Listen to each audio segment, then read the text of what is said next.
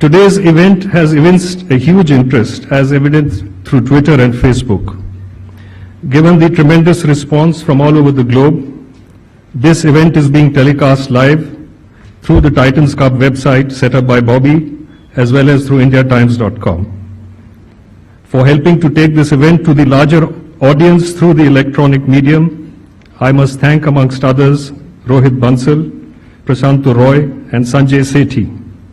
This event is also going out live on Twitter, thanks to a young Stephanian, Yash Gandhi.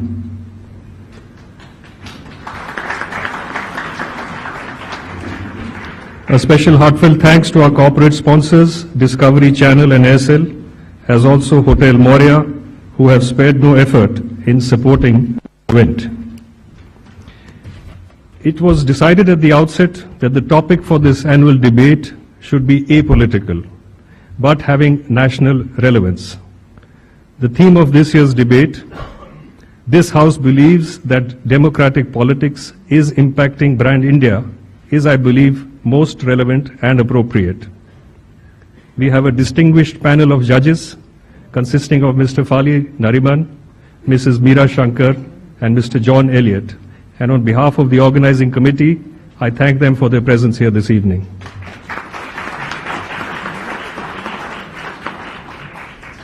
Representing St. Stephen's alumni and speaking against the motion are Mr. Mani Shankar Iyer, Member of Parliament, Theatre and Film personality Mr. Kabir Bedi, Member of Parliament Mr. Shashi Tharoor, and Mr. Vikram Chandra, CEO, NDTV. From across the road and speaking for the motion are Mr. Subramanian Swamy, Member of Parliament,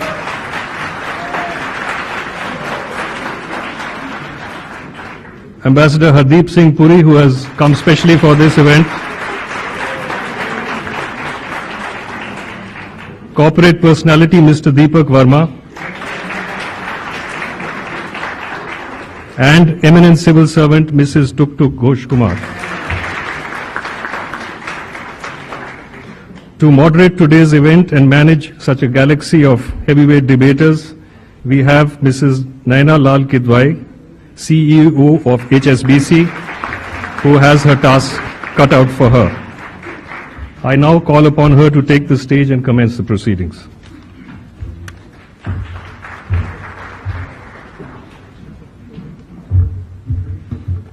So welcome, ladies and gentlemen, to the Titans Cup.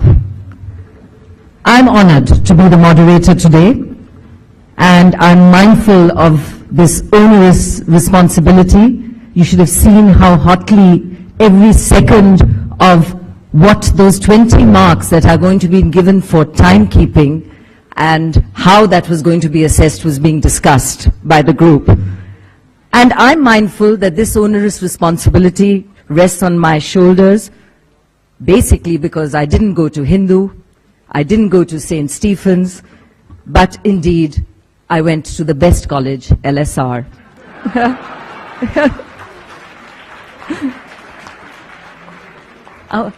I understand that the rivalry in debating is part of folklore associated with S.N. Mukherjee, the legendary principal of St. Stephen's, who returned from Oxbridge, determined to kickstart a dialogue of similar stature right here in Delhi, and so began the first debate between St. Stephen's and Hindu. And there were many memories about the Mukherjee Memorial, which were actually being shared by the panelists, and a lot of warmth around that event. Now, Hindu and St. Stephen's encounters have taken place not only in debate, but also, possibly even more memorably, on the cricket field. Both colleges have the distinction of producing test-level cricketers. It was during these cricket matches where sportsmanship and principled rivalry became legendary. Legend has it that the great Mr. Bose, the driving force behind Delhi University cricket right from the 30s to the 60s, advised a fielder that if a batsman's stroke eluded him and the ball went past him, the tradition of cricket required him to say, "Well played, sir," or "Good stroke, sir." And this tradition of applauding went beyond the cricket field. I hope that this tradition will be evident today. I'm sure you all have noted that the Hindu team has a member of the fairer sex, so let me too say, "Well played, sir." However, let me assure you that this in no way biases my loyalties. But tonight, it is winners of yesteryears, the ones from Hindu and St. Stephen's, the Titans. We have here on my left and my right, and we are eager to hear today. You are all a little wiser, hopefully a little less boisterous, a little grayer, but willing as ever, I am sure, to vanquish the opponent, not with your swords, but with the power of your titanic ideas. So, as we launch into the deliberations of the day, it is my privilege to introduce the judges who scarcely need introduction, but I shall go through this formality. Meera Shankar served as India's ambassador to the United States of America and returned to India a few months ago. She was India's second female ambassador to the USA, Vijay Lakshmi Nehru Pandit being the first. She has played a key role in boosting Indo-US relations that culminated with the visit of President Barack Obama to India. Mr. Fali Nariman needs no introduction. However, a distinguished Indian constitutional jurist, dare I say the most distinguished Indian constitutional jurist, and senior advocate of the Supreme Court of India since '71. He was president of the Bar Association of India since '91 and now its president emeritus. He resigned as Additional Solicitor General of India on 27 June 1975 as a protest against the internal emergency. Mr. Nariman is an internationally recognized authority on international arbitration. He is one of India's most distinguished constitutional lawyers and has argued several leading cases. He has been awarded the Padma Bhushan way back in '91, the Padma Vibhushan in 2007, and the International Peter Gruber Prize for Justice in 2002. He was nominated member of the Rajya Sabha, the upper house of Parliament of India, for a full term of 6 years, 1999 to 2005. And the third judge, Mr. John Elliott, reputed British journalist in Asia, based in Asia since 1983, author and respected commentator in many magazines. His Riding the Elephant blog began on Fortune magazine's website in April 2007, and he then took it over himself in August 2008. Ideally, he'd like to write his articles and blogs sitting in the Himalayan foothills, but there's too much to be seen and talked about in Delhi and elsewhere for that to be possible. So we are fortunate to have him here with us today. So here we go. Democratic politics is impacting brand India. The toss has been won by Hindu College. So if I can introduce our first speaker today, Mr. Subramanian Swamy.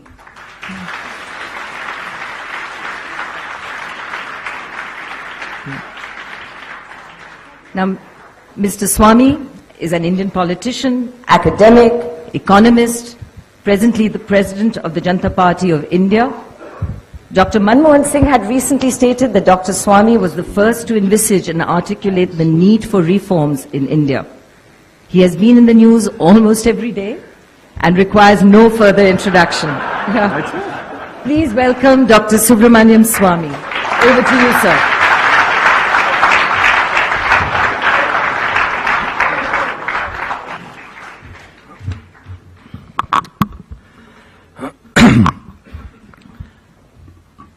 Madam Moderator, ladies and gentlemen,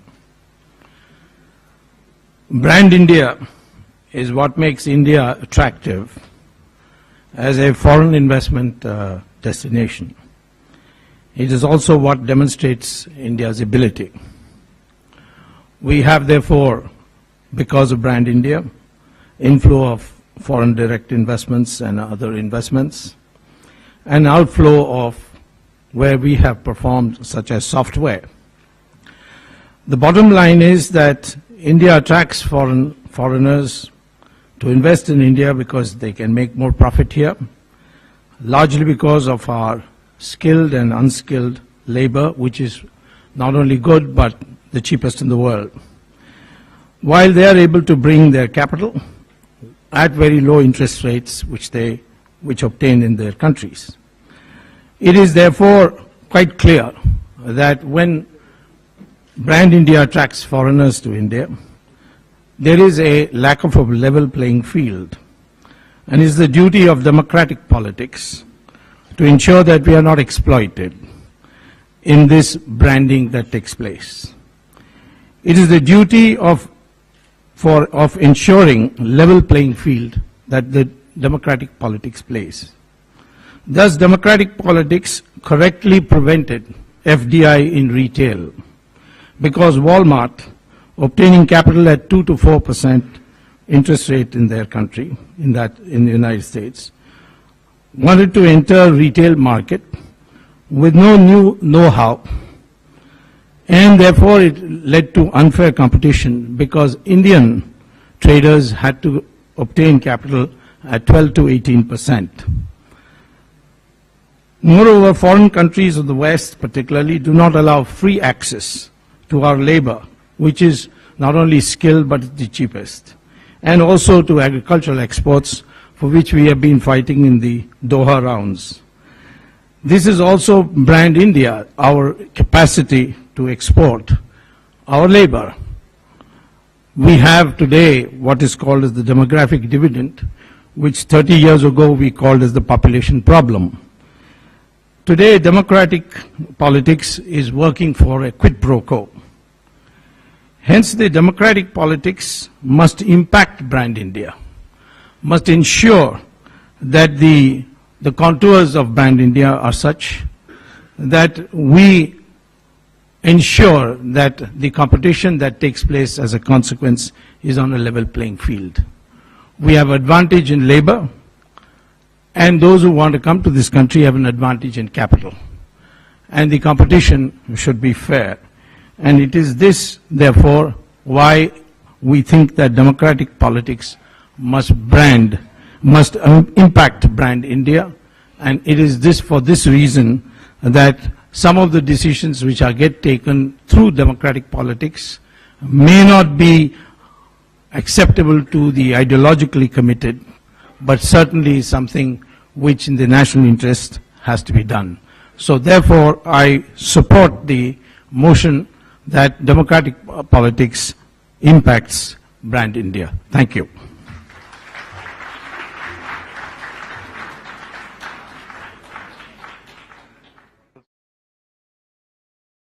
I must congratulate you for setting the stage, for keeping well in time. Thank you.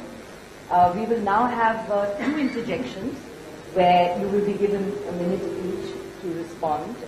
So over to the other side. Questions? 2 questions. Mr. Swamy. If I might ask the very first one, if the whole point of this debate is to ensure that democratic politics provides a level playing field between Indian entrepreneurs and foreigners who come into India, shouldn't democratic politics in India be far more concerned with providing a level playing field to different classes of Indians? And how can there be a level playing field for different classes of Indians when we are just informed that 20 years of economic reforms and allowing foreigners to come in has resulted in a doubling of inequality in Indian society? That's my question. You want me to answer from here? You have a mic. I have a mic, yeah, okay. Well, first of all, the question of what's happening within the country is something which only marginally or indirectly affects branding of India. The branding of India takes place when we demonstrate to the world why we are an attractive destination. And if we feel that those in power are not protecting the national interests of the country or the level playing field, it is only through democratic politics that has to be done. I can understand the questioner's problem because he's associated with the emergency and he's associated with all that politics, where democratic politics has been looked down upon, and now Facebook and Twitters are also in a lot of trouble, and consequently criticism, exposure, transparency is something a bit alien to them. The question therefore is, what is the responsibility of democratic politics? It is to ensure that there is fair play and level playing field.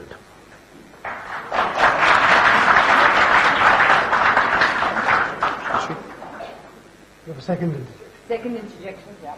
Well, I mean, the opening speaker essentially confined the entire issue of democratic politics to the resisting of FDI in retail. Surely one would have a concept of brand India that goes beyond any one issue. And the question to you, therefore, is, are you not aware of the other ways in which democratic politics... The mic is not working? Is this better? All right. Well, the opening speaker confined his definition of brand India to what makes India an attractive investment destination, confined his discussion of democratic politics to the resistance to FDI in retail. And my question to him is, isn't there more to brand India than merely the attraction of investment? And isn't there more to democratic politics than any one issue? After all, even the saga of FDI in retail hasn't yet played itself out. Democratic politics is not an event, it's a process. And the process is ongoing over a period of time. There might still be a different outcome in months to come. Well, perhaps my brevity might have derailed you a bit. But the fact of the matter is that I spoke about the branding of India should ensure that we get free access to our labor, just as we are expected to give free access to capital, that our labor is able to go abroad unfettered. So far, all discussions in the World WTO, the question of free movement of labor has been banned as a subject, and it has been held to be something which is contrary to immigration. Similarly, I said about agricultural exports, where Doha rounds this goes on and on. We are the cheapest producer of agricultural products in the world, but we are unable to export because of the barriers that have been erected. The same very people don't want barriers to be erected in India against foreign direct investment, even where we don't need it. So consequently, I have made a complete case, but perhaps I made it very briefly. Kabir Bedi, international actor, columnist, activist, and now producer. His career has spanned 3 continents, Asia, America, and Europe, in 3 mediums, film, TV, and theatre. Last year, by decree of the President of Italy, Kabir Bedi was officially knighted, the highest ranking civilian honor of the Italian Republic, and bestowed the title of Cavaliere. Please welcome Kabir Bedi.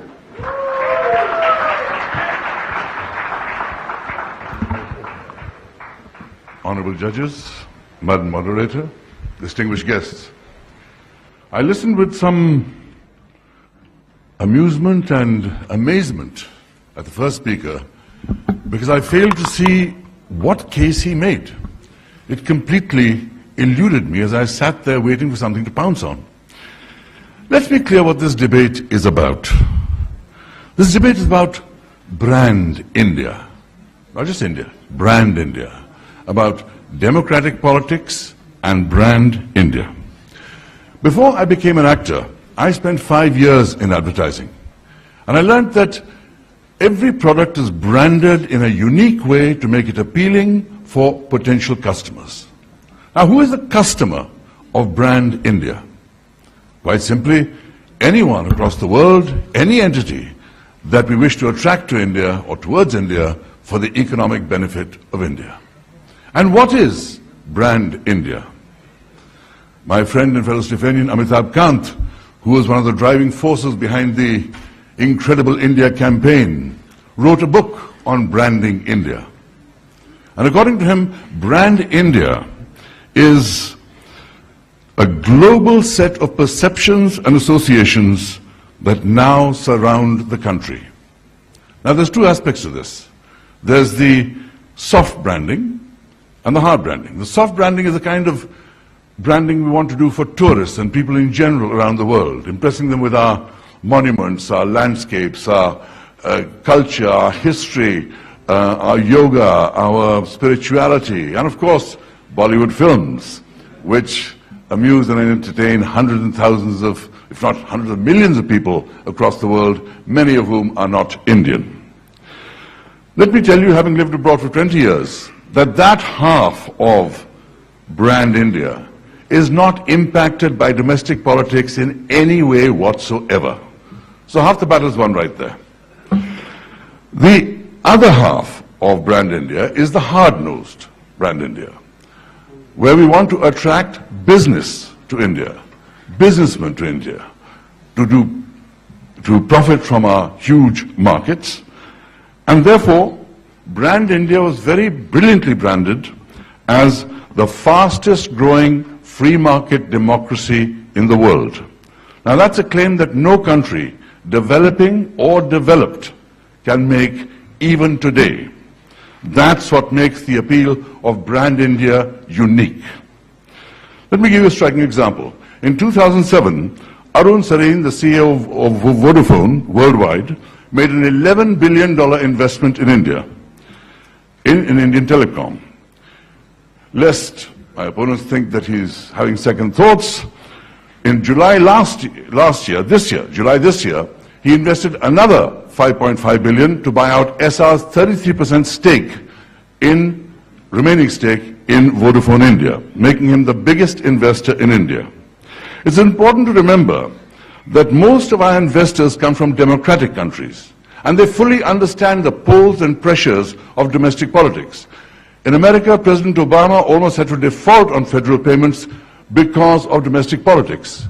In Europe, Greece, Portugal, Ireland are facing sovereign defaults because of the excesses of spending of domestic politics. So, investors that are looking at India are not concerned by our domestic politics. Their politics are not much better. So what's the real attraction of brand India? Well, they're looking at a market of 1.2 billion people. They're looking at India's managerial talent, its excellence in technology, the success of our industrialists, many of whom are counted among the multinationals of the world, and they're looking at our still impressive growth rate of 7%. That's the enduring strength and appeal of brand India that is not affected by the domestic politics of this country. Therefore, I respectfully submit that on the radar of the world, who are our customers, brand India is not affected by domestic politics. Thank you very much.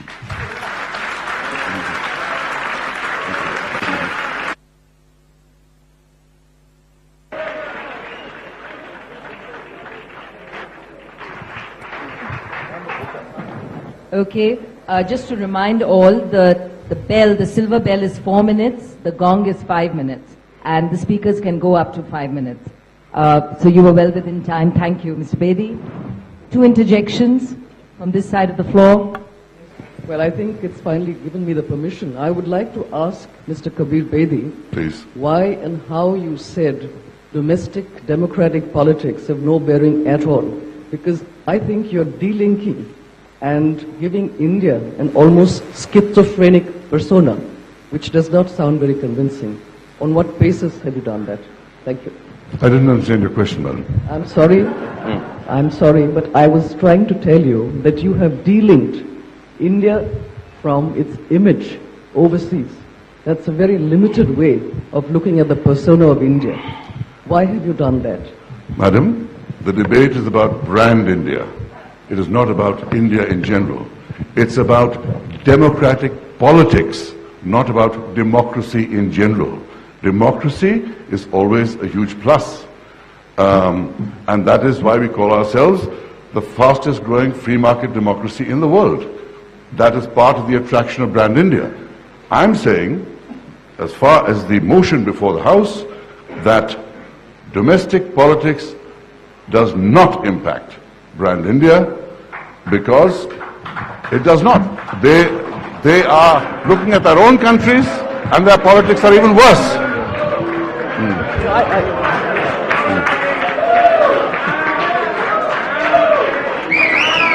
I'm sorry, that didn't sound convincing at all. Thank you. Mr. Bedi, there was a point in your speech when you talked about someone investing in India but understanding that it's a problem, domestic politics don't always let you do what you want. And then you went on to say that domestic politics does not affect Brand India. Were you speaking for the motion or against the motion?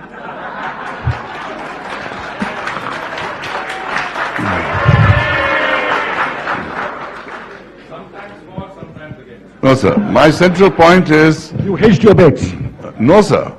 No, sir. I very clearly say that domestic politics is not a factor when investors are investing in India. That din and noise may be in India's parliament, maybe on India's streets, but when they see the benefits of India, they are not concerned with it. These are people that invest even in China because it gives them profit, because it's a fast-growing economy. Therefore, domestic politics is not a factor in the question of Brand India. That's it. Thank you very much. I just want to add.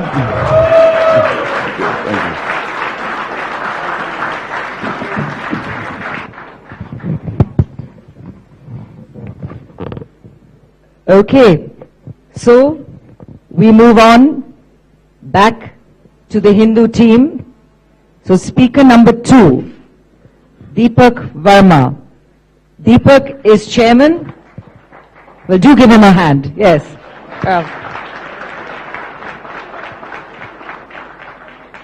So Deepak is chairman of Sheffield Hayworth India, world-leading financial services executive search firm.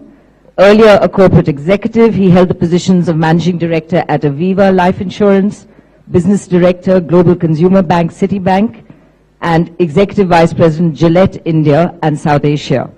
An MBA from XLRI and a BA honors in history from Hindu.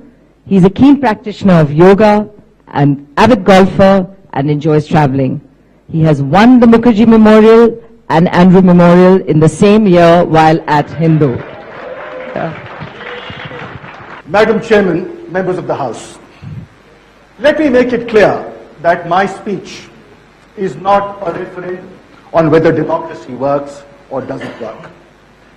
I intend to establish that over 60 years of operating as a functioning democracy, India has successfully established a brand that is consistent, a brand that is distinct, and most important, a brand that is positive. 50 years ago, 30 years ago, we were seen as a country that was fascinating. Maharajas, tigers, grinding poverty, but there was no clear image. I believe we now are well positioned. Brand India, as I see it, is built on an architecture which involves 3 pillars. The pillars, Madam Chairman, are strong economic power. The second pillar is strong soft power. And the third pillar, Madam, is strong tolerance power. Tolerance power, for want of a better word, reflects the ability of India to manage its infinite plurality and diversity. Let me now talk about each one of these. In 1991, the economic managers of our system set us on a path of free enterprise. Liberalization, privatization, globalization. They set us on this path, our politicians. Today, we are one of the largest economies in the world. We are poised in 25 years to become the 3rd largest. In 40 years, we will vie for being the world's largest economy. Our businesses go overseas. They acquire businesses. They acquire icons of British industry. We are world leaders in information technology. We have membership today in every major trading and economic bloc in the world. This is a consequence of the decisions taken by our policy managers. There are many people who say that we could have done more, that our politics of compromise, our politics of accommodation have actually held us back. To them I say that this is the very same set of politicians who ensured, by cautious policies, that we averted the Asian crisis of the 90s. We have stayed away. We have not been impacted by the collapse of Lehman Brothers, and today we are not in the sorry and shambolic state that many European countries we looked after. Brand India is healthy. That is the impact. The second aspect is soft power.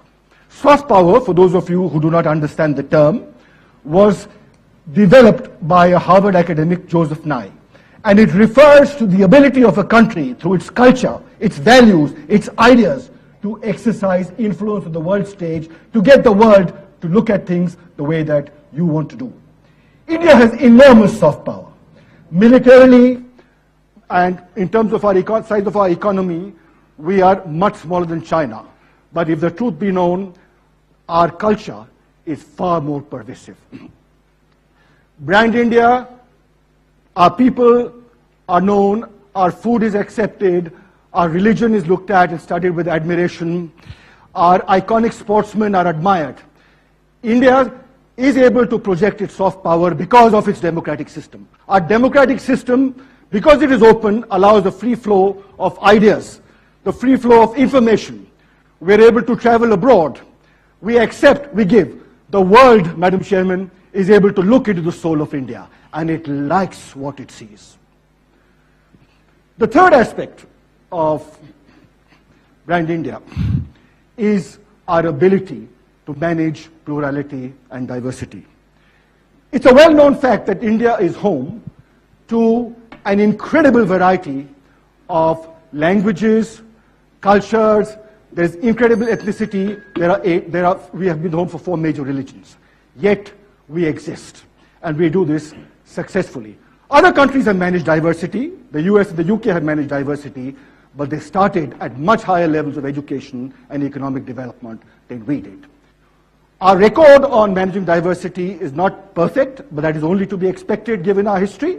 We have the most volatile theocracy in the world on our left. We have flashpoints in Afghanistan and the Middle East. There will be aberrations, but that is what they are. They are aberrations.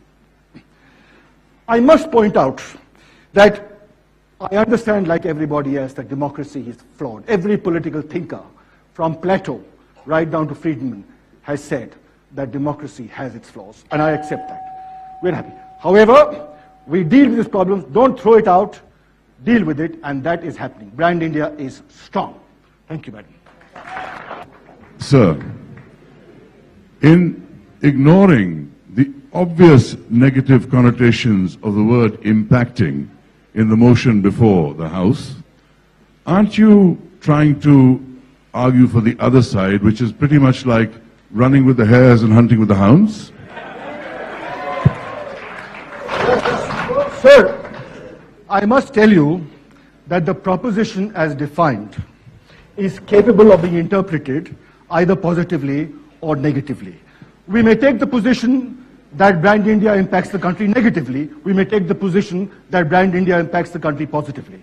I happen to have taken it positively because I believe that the positive connotations of Brand India, that the positive values are far in excess of the negativity.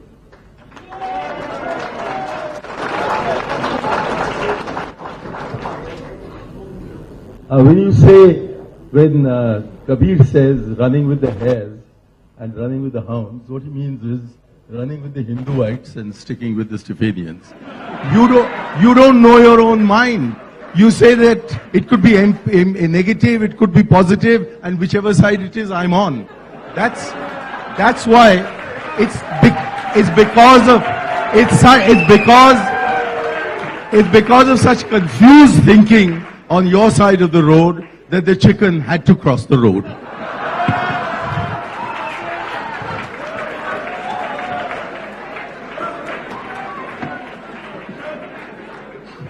Sir, I am deeply grateful that you know my mind better than I know my mind.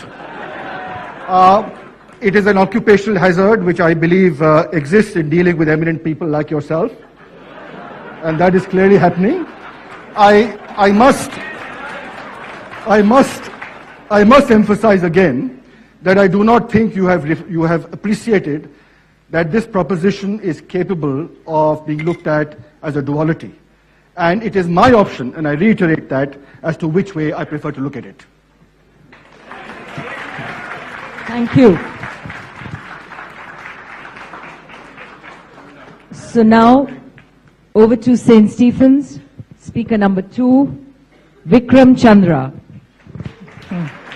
So, Vikram, give me 2 minutes to introduce you. Is the CEO of NDTV Group, has 19 years of experience in television journalism and known for The Big Fight, which has been one of India's top-rated current affairs shows for more than a decade. He has been one of the pioneers in special programming for the public interest. Vikram has been named the global leader for tomorrow and then a young global leader by the World Economic Forum in Davos. Vikram, over to you. Madam Moderator, ladies and gentlemen, Mr. Verma has taken recourse to a lot of semantics. He's chosen to interpret the motion in a particular manner. There could be a positive impact, there could be a negative impact. You've chosen to take refuge in semantics, so let me start by also talking the language of semantics, if you must. For democratic politics to have an impact on brand India, there must be a brand India to start with. There must be a very clear, well-defined brand India. What is a brand? A brand is the defining image of a product, carefully marketed and packaged. What is the defining image of India? For some people, sure, the defining image of India is an economic superpower to be India shining. For others, the defining image is poverty, is slumdog millionaire.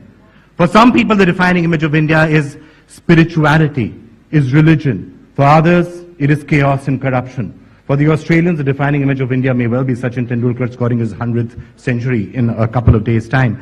India, ladies and gentlemen, is not a product to be marketed. India is not a bar of... India is not a tube of toothpaste. India is not a packet of chips. India is the most fantastically complicated, the most paradoxical country in some ways in the world. India defines any and all labels that you may choose to put upon her. You pick an image that you think is brand India. I will find you another image, the exact opposite, which is equally true for India. So if we must talk semantics, then let me tell you that democratic politics or anything else cannot have an impact on brand India, because there is no such thing as a single brand India. So semantics aside, what are we really here to talk about? We are really here to talk about what most of us understand this notion to be, which is the concept that in some way democratic politics, the way it is being practiced in India, is hurting the image of India, is hurting brand India.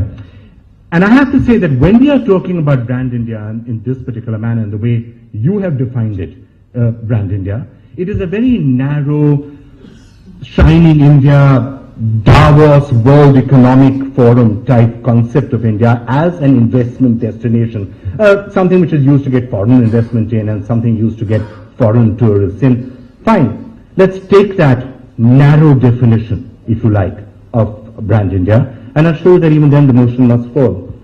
Because in that case, that particular Davos image of brand India, as Kabir said, was built on the concept of the fastest growing free market democracy in the world. Democracy. It was used to paint the image of 1 billion people living together, working together, struggling together, somehow developing their country together, but doing so in conditions of freedom, doing so in conditions of liberty. That is what set India apart from China. That's what that campaign was designed to do. And that's why in the snows of Davos, on the buses of Davos, at the airport of Zurich, that was the slogan that was painted, the fastest growing free market democracy in the world. We are not China. The second thing that I do want to refer to in talking about this is that democratic politics at the end of the day is just a mechanism. And I know we all get very frustrated with it. We get frustrated at the pace of change. We get frustrated at what happens. But at the end of the day, All that democratic politics is a mechanism by which you can choose your leaders. It says the leaders will be chosen by the people, not at the barrel of a gun, not by murdering their predecessors in a coup. The people will choose their leaders. And whatever those leaders may end up being at the end of the day, some of them are good, some of them are bad, some of them could be efficient, some of them could be inefficient or corrupt. But at the end of the day, as a mechanism for choosing leaders, democracy is still the best single form. What others would you have us do? Dictatorship? North Korea, anybody? Libya? Would you like a theocracy like Saudi Arabia or Iran? Ruled by the Magsaysay Award winners, as some in the Lokpal movement might want? At the end of the day, there is a very clear lesson that has come down from history. That's a lesson of India, and it's a lesson of history. Democracy is still the best form of choosing your leaders. And that is the reason why dictatorships may come, dictatorships may flourish briefly. You may have a Nazi Germany and you may have a China, but at the end of the day, it is the democracies that will thrive. It is the democracies that will endure. So finally, to my friends from the Hindu College, you have very clearly chosen the wrong side of this argument, which is fine. That was a mistake. And you have, of course, long been on the wrong side of the road. And we do understand your pain. We sympathize. We generally do sympathize. But now you are seeking to be on the wrong side of history. And that's unforgivable. Thank you. Hello. Sir, I noticed that you started off by saying there is no such thing as Brand India. I am deeply distressed that you have trashed the great work that's been done by your colleague, Mr. Amitabh Kant, who has spent so many years projecting Brand India, but it just suggests that, as we always know, there's never any consensus amongst yourselves. You then went on to talk about a brand artificially created to market at Davos. Are you suggesting that Brand India has no integrity? I don't recall actually using those words ever. All that I said is there is no one Brand India. The Brand India that you're talking about, that Amitabh Kant has very successfully built, the Brand India that Nandan Nilekani worked on, the Brand India that was revealed to the world in Davos 2006, the Brand India that has been used to get investments in or used to get foreign tourists in, is one particular form of Brand India. There are other Brand Indias. There is a spiritual Brand India, there's a religious Brand India, there's a Brand India that Arundhati Roy may believe in, which is that of a fascist police state. There are many Brand Indias. You're choosing just one of them.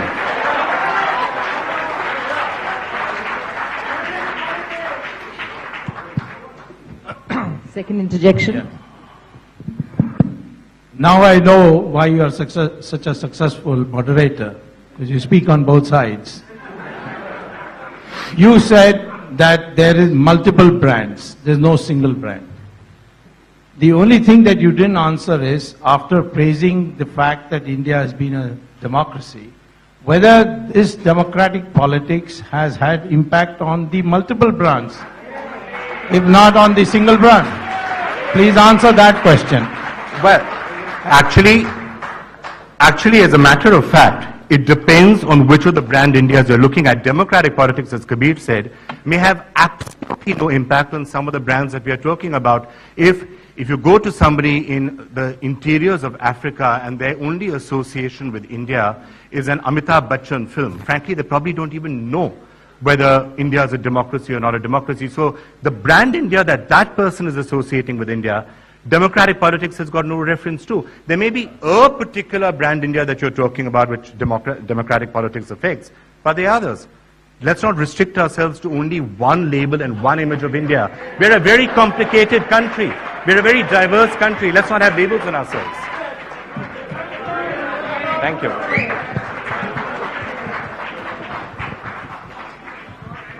Okay, so we go over back to the Hindu team. Speaker number 3, Hardeep Singh Puri.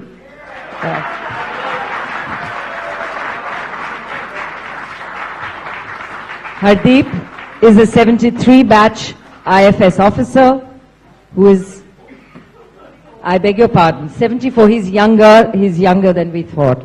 Yeah. Current permanent representative of India to the United Nations.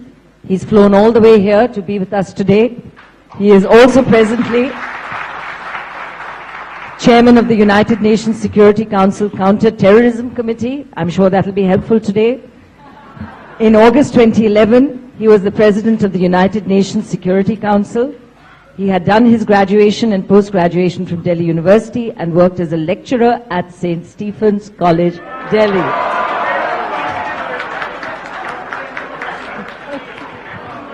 Madam Chairperson, democratic politics is how our government, parliament, the opposition parties and the public at large engage in the task of policy making, debate and its implementation.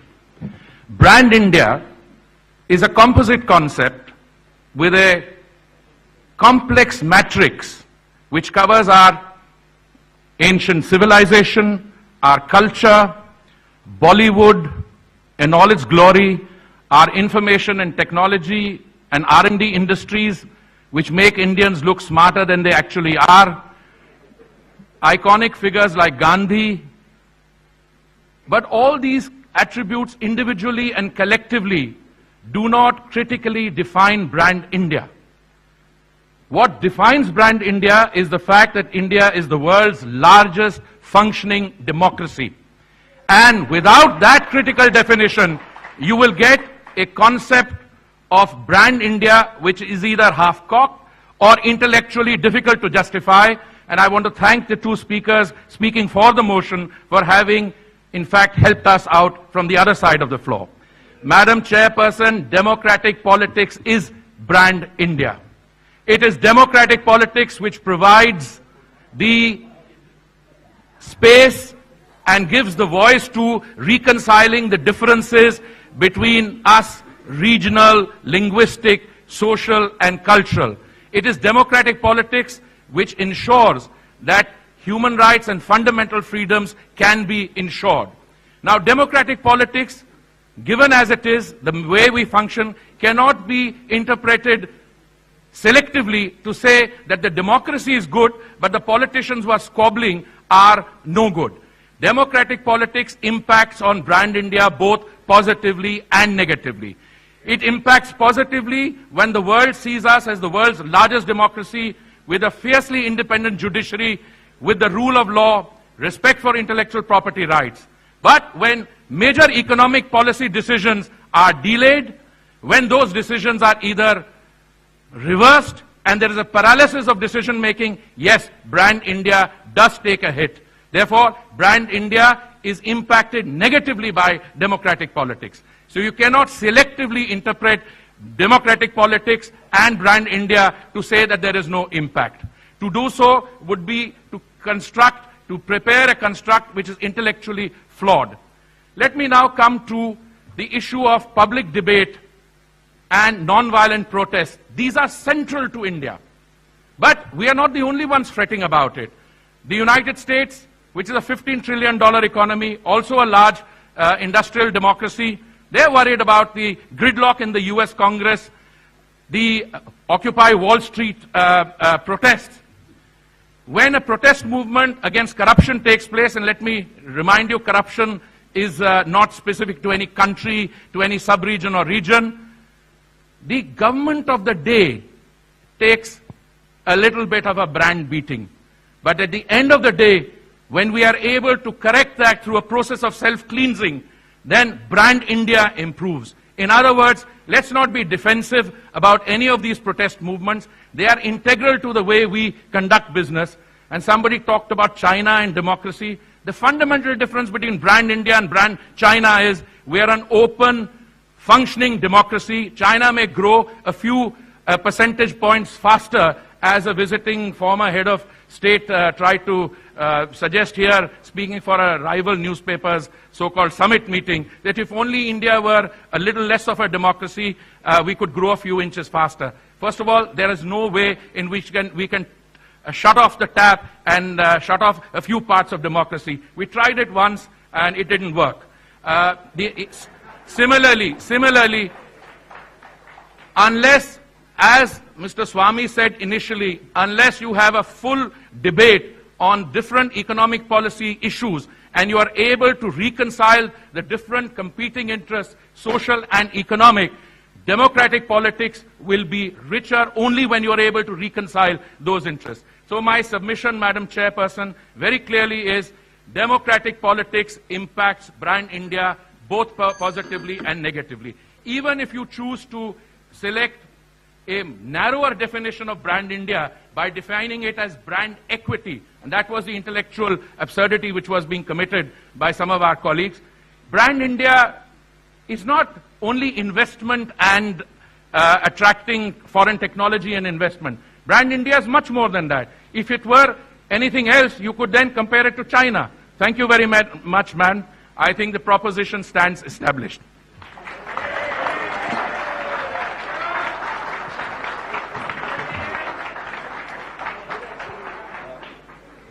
Is it working? It's working well. Hello.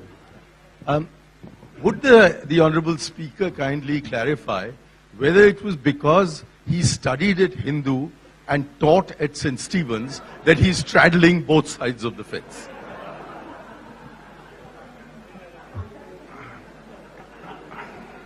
You know, on that, in that particular year, there was perhaps a deficiency in the teaching faculty of St. Stephen's College, and I had to,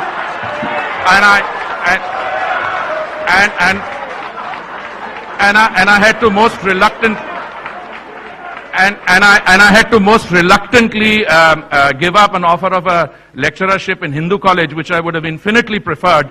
But you know, since this is a friendly setting, I accepted that offer. No, you know, to repeat across the road, I'm surprised they didn't mention the minced cutlets. Those were the only positive attribute there in the canteen.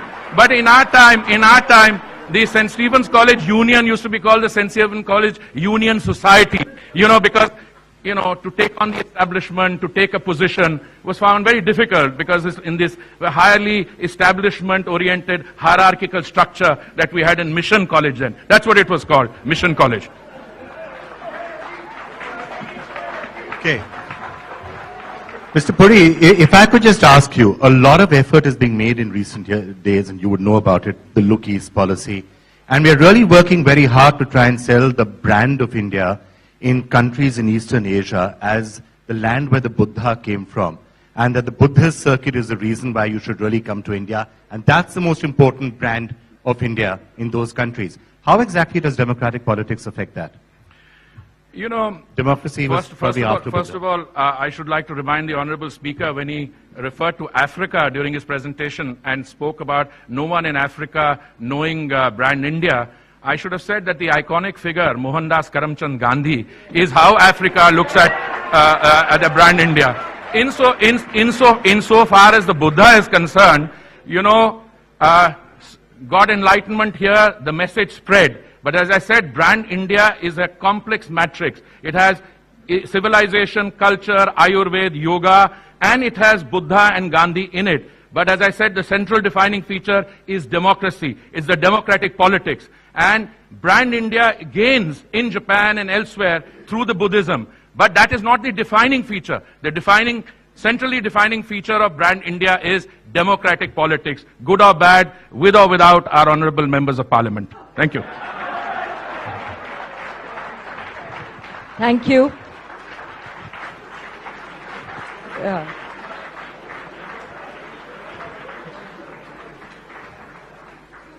Okay. So now we go to speaker number 3 from St. Stephen's, Shashi Tharoor.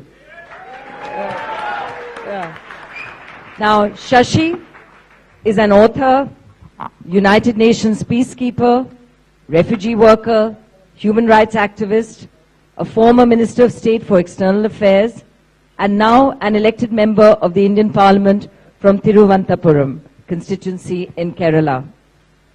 He is an award-winning author of 12 books, including the great Indian novel. In college, he founded the Quiz Club, revived the Woodhouse Society, and was elected president of the Union. Thank you. Madam Chairman, distinguished judges, members of the House. Now, being the 6th speaker after this very rich and lively debate, makes me feel rather like Elizabeth Taylor's sixth husband. I kind of know what's expected of me, but I'm not sure how to do it very differently. But I'll try.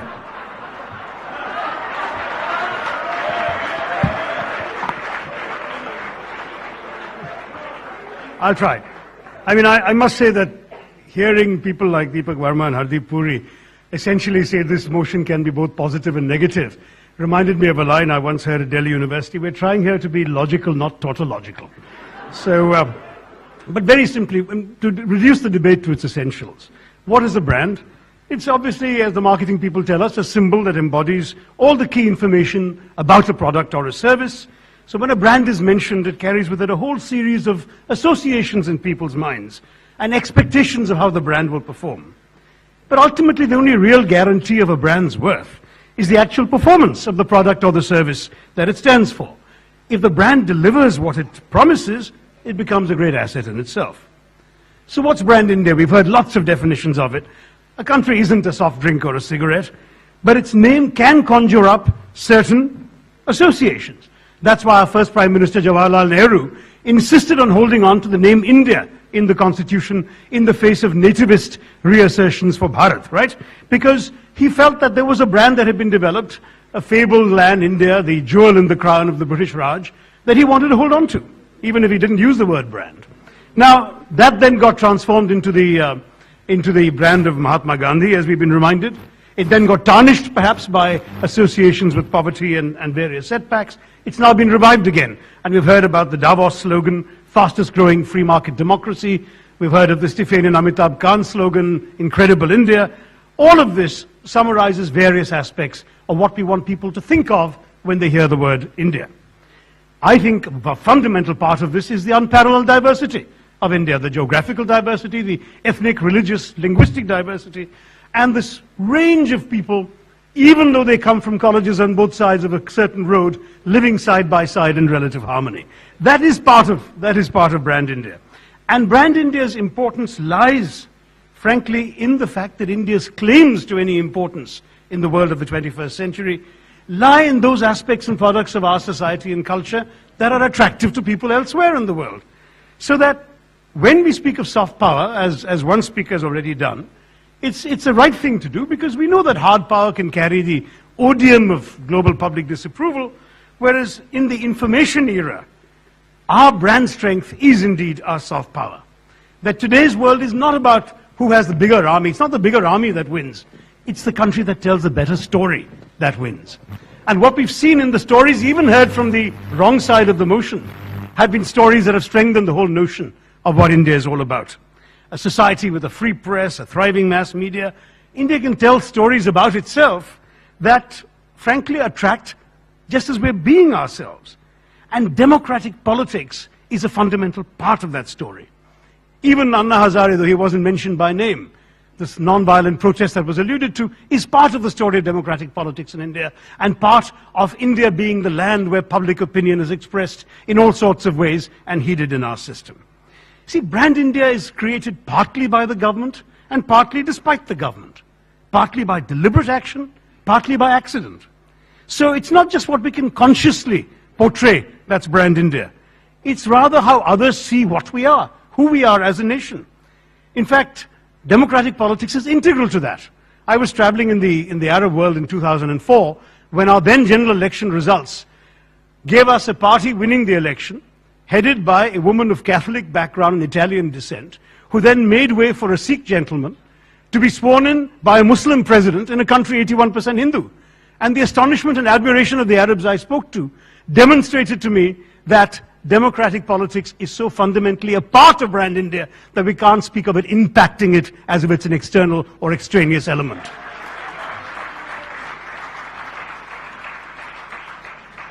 In fact, democratic politics can't affect Brand India, can't impact Brand India because it is part of Brand India. Undemocratic politics can affect Brand India. You have riots in Gujarat, or you have a member of the other side writing an article in the newspapers threatening to disenfranchise all of India's Muslims. That kind of undemocratic politics can affect Brand India. But ultimately, whatever happens in our politics, even if it's sometimes dysfunctional, The fact is the strength of Brand India remains that we understand that you can overcome differences of caste, creed, color, culture, cuisine, custom, costume, conviction, and still rally around a consensus in our democratic politics. And that's the consensus that in a diverse democracy like ours, you don't really need to agree all the time, so long as you agree on the ground rules of how you will disagree. That is the strength of Brand India. This debate is a reflection of that strength. And therefore I submit to you, you cannot have an extraneous element as democratic politics. It is central to what Brand India is all about, and therefore it does not impact Brand India. Thank you.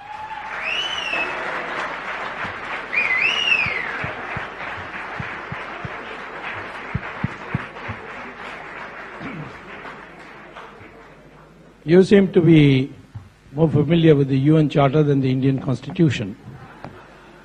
Because the Indian Constitution, the first line says, India, that is Bharat. So both are there. So don't say that Jawaharlal Nehru adopted India and rejected Bharat. I didn't say that. You said that because I said he held on to the term India. Secondly, I don't know whether you have the permission to state the religion of your leader, because I know one ambassador who's present here who got into a lot of trouble for stating the religion. All right, first on the question. Now I come to my question. All right. This is only to point out that Stephanians are generally split personality. They do not know whether they belong to this country or still part of the British Empire. Now, question is, you spoke eloquently about the branding of India, but you did not explain whether democratic politics impacts or doesn't impact. Could you tell us in one word, yes or no? The interjection was a rather lengthy one. Points. First, as far as the question of what Nehruji wanted, the proposal in the Constituent Assembly was just to call India Bharat. He insisted that it should be India that is Bharat because he wanted to hold on to the brand of India. So both terms are used in the Constitution, and I'm indeed familiar with the Constituent Assembly debates from which this emerged. On the question of anyone's religion, I didn't speak of anyone's religion, I said of a Catholic background and Italian descent. A person's background, I don't think, can be contested. Third, on your specific, your final query, which was yes or no to, whether yes. My entire point is that you cannot have a part of something impacting the whole. It's like saying that your hand impacts your body. It's a part of your body. Democratic politics is a part of Brand India. It cannot impact Brand India any more than your hand can impact your face. So perhaps that wouldn't be such a bad idea.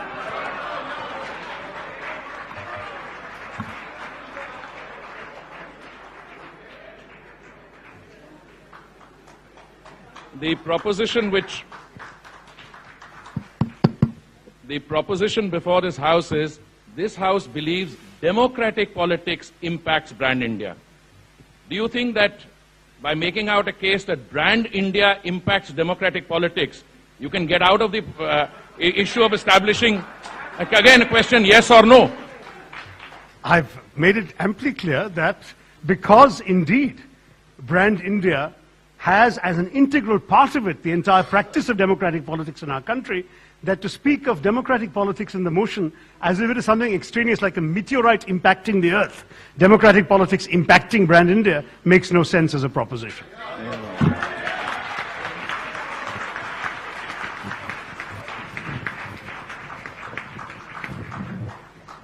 I see we are well into this, and now into our fourth speaker. So I shall ask Dr. Tuk-Tuk Ghosh Kumar to take the floor shortly. She needs a bigger hand than that.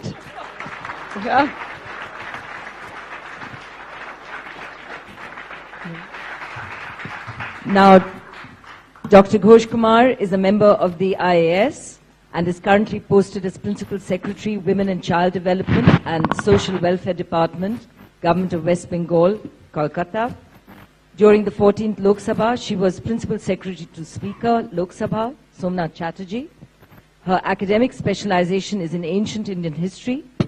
She won the Mukherjee Memorial Debating Trophy while student of Hindu College, was a lecturer at Hindu too for a brief while.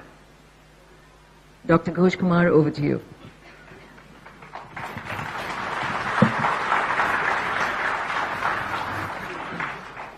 Thank you, Madam Moderator. Good evening, Namaskar, ladies and gentlemen. I know I am the least known amongst the luminaries in this hall, but well, that's the way it is. The Aam lady, the citizen of the country, Aam Janta, okay? So I think I represent the Aam person of the country, and I would like to put across what to me is brand India. It's not what is seen outside the borders of this country. It's not about export, import, investment. It is not. It is what India is all about, what the citizen views as India. We've spent a lot of time trying to understand what is brand India. Some say it could be this, some say it could be something else. I would say the answer lies in the constitution of our country, where we, the people, have given unto ourselves a secular, socialist democracy which ensures justice, economic, political, liberty, equality, and fraternity. That, ladies and gentlemen, and members of the team from St. Stephen's College, is brand India.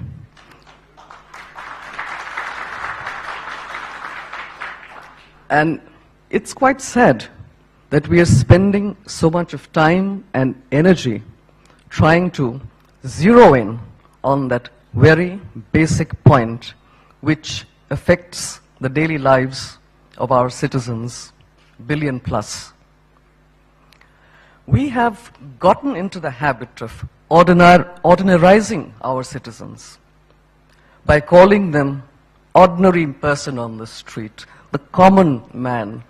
And the politicians feel very virtuous when they think they spare a thought for the Aam Aadmi, for those who are distressed, for those who are deprived, for those who are shoshit. And when they think of bills like food security, right to education, right to information, they think they are doing a great job. But do they not realize that all these are already part of brand India, enshrined, encrypted in the Constitution of India, which we, the sovereign people, have given to ourselves? We are having this great agitation, Team Anna insisting CBI ho, CBI na ho, todi jaye, nahi todi jaye, corruption end ho ya na ho. That's not it. Is that one institution going to take care of this complex problem? Is this one bill of food security going to ensure a square meal to the poorest citizen of the country? Why have we not been able to do it? Why have the elected representatives who can justifiably claim to be the voice of the millions, the dumb millions, not been able to effect any change in the past 60 years? Why do we still have to compare ourselves with sub-Saharan Africa? That, to me, is how our democratic politics is impacting brand India. Somewhere down the road, ladies and gentlemen, we have failed ourselves. And that is how brand India is getting impacted by the functioning of democratic politics, Indian style. Desi style of democratic politics is impacting brand India. We should have been number one on the world stage today.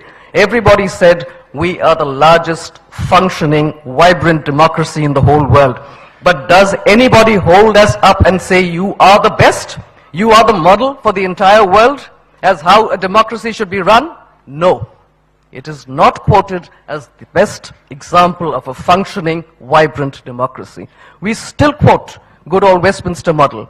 We still quote American system. But where is our performance? Why are we still underperforming? Why are we letting ourselves down That is what not only the elected netas and what is the female equivalent? Anyway, I'm sorry, Netri, yes, have to answer for. But it is our collective failure, and we have to again rededicate ourselves to the Constitution, to the ideals enshrined in the Constitution. Only then will Brand India be a success as it is meant to be and improve the lives of its citizens in a very, very real sense of the word. Thank you very much.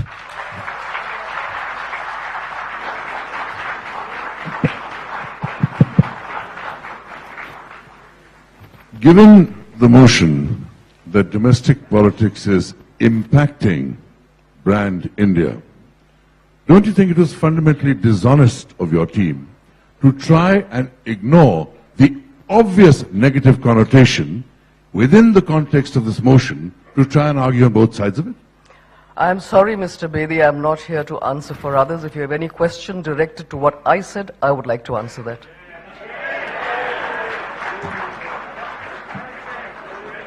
I did believe you're a member of the team. Well, I'd let that pass.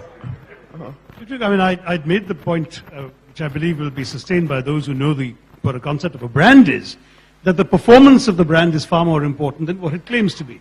You have read 2 lines from the Constitution and said that's the brand. But the brand is actually how the Constitution works in practice.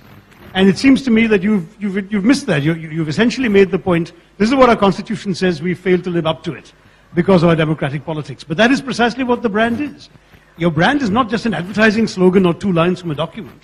It is how it functions, how it performs, what people expect from it. The question is, how do you reconcile that? Mr. Tharoor, I am very disappointed to hear you say that I have read 2 lines of the Constitution. That is certainly not the case, and I object to that. No, you have said read, and that is incorrect. Please withdraw that statement. And secondly... You cited or quoted... No, I did not quote, and I did not read 2 lines of the Constitution, Mr. Tharoor. And you are saying exactly what I said. I don't find any difference in what I said and what you're trying to say now. Yeah, you're not able to make your point, Mr. Tharoor. I am not able to understand what you're trying to get at.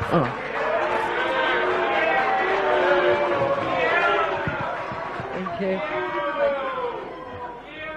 I think I'll pass at this point because as... Shashi, that's it. Oh, that was it?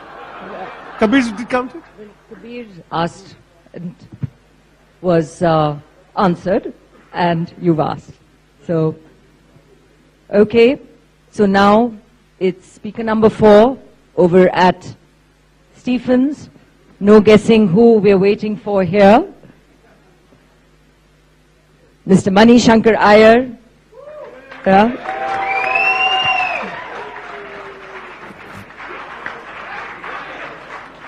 Diplomat, journalist, writer, political and social worker. He is a special invitee to the Congress Working Committee and a chairman of both the party's political training department and the Department of Policy Planning and Coordination. His special interests include grassroots democracy, Indian foreign policy, particularly with India's neighboring countries, and West Asia and nuclear disarmament. Over to you, Mr. Iyer. Madam Moderator and friends, I think our first speaker, Kabir Bedi, got it completely right when he said that a brand is a brand only if it is unique to that product. And as our second speaker, Vikram Chandra, said, India is not a bar of soap. It is a country diverse in every way, but unique in that every citizen is a citizen of a democracy. And so the only brand India is democratic India. For we are the only country in the world that came to liberation, there are about 150 of them, since 1947, to have translated and sustained independence for the country into freedom for its people. And that is why Tuk Tuk Kumar, I'm afraid, is completely wrong in asking, in suggesting that democratic politics and people like Shashi and I only impact adversely on Brand India. For even if we do, I cannot see that the 3 dictators I've served under would have done any better. I, in the Foreign Service, had the unique experience of spending a year in Hanoi under the dictatorship of Ho Chi Minh, and then 2 years in Iraq under the dictatorship of Saddam Hussein, and then 3 years in Pakistan under the dictatorship of Ziaul Haq. It's left me a Democrat for life. And that is why I only find in our democracy an expression that can apply to all of India. For there is one vote for everyone, and no more than one vote for anyone. But in every other respect, especially in the economic dimension, a few have many notes, and most have almost no notes. There cannot be a brand India. There can be a brand Ambani, but I cannot see a brand India which is uniquely counted in terms of the number of private Indian aircraft that are parked at Davos. Ours is a country where, yes, there are dozens of Indian aircraft privately owned which are parked at Davos, but India is also the country where 80% of our people live on less than 20 rupees a day, where 47% of our children under 5 suffer from severe to moderate malnutrition, where we have one of the highest infant mortality rates in the world, matched only by one of the highest maternal mortality rates in the world. Our people are so hungry that according to the FAO, we add more hungry people to the world's hungry people than the rest of the world put together. Therefore, please do not equate brand India with a private mansion of 27 floors. There is more to India in the economic sphere than any single brand can encompass. And merely because there are some foreigners who like to pretend that we are a prosperous country because there is a sliver of prosperous Indians whose market they have more wish to come to exploit, it is to fall into the trap of believing that the brand India touted at Davos is truly brand India. There can be no one economic brand, but there can be one national brand. And that national brand is democratic India. So we are now faced with a proposition that democratic India is impacting on brand India. I find the proposition to be meaningless or absurd. I can only think of its making any meaning across the road, where they don't give much. The proposition is meaningless because how can we debate an issue on which you say it doesn't matter whether it impacts positively or impacts negatively, it impacts and therefore I won. Now either that's a trite remark or it's a meaningless remark. And if it is trite, it's as trite as saying, I am from Hindu because I am from Hindu, and you are from St. Stephen's because you are from St. Stephen's. Now this is the kind of subject or interpretation which perhaps would pass muster in Hindu college, but I'm afraid it will not pass muster over mince cutlets in the St. Stephen's College Cafe. Therefore, I am against the motion.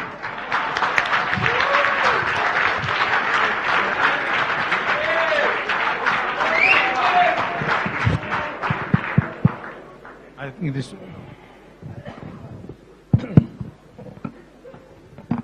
Well, I would like to ask you a delicate question. Does corruption impact on the brand India? And if so, how? Of course, corruption impacts on brand India, and it impacts negatively. Now, to ask this question, does corruption impact on India, and then say it could be done negatively, it could be done positively, is to demonstrate your origins in Hindu college. We have rendered the other side completely naked, because as a colonial couplet went, a funny little man is the Hindu, for clothes he makes his skin do. And so we've left them naked in their argument. We've won. Thank you very much. Mr. Iyer, you've already declared yourself a winner. You've declared us naked, but you've also said it's been very, very meaningless. So where does it get you? You said the whole exercise was really meaningless. So where does it get you? I haven't declared myself a winner today. I declared myself a winner when Hindu college wouldn't admit me, and I had to go across the road to Cincinnati.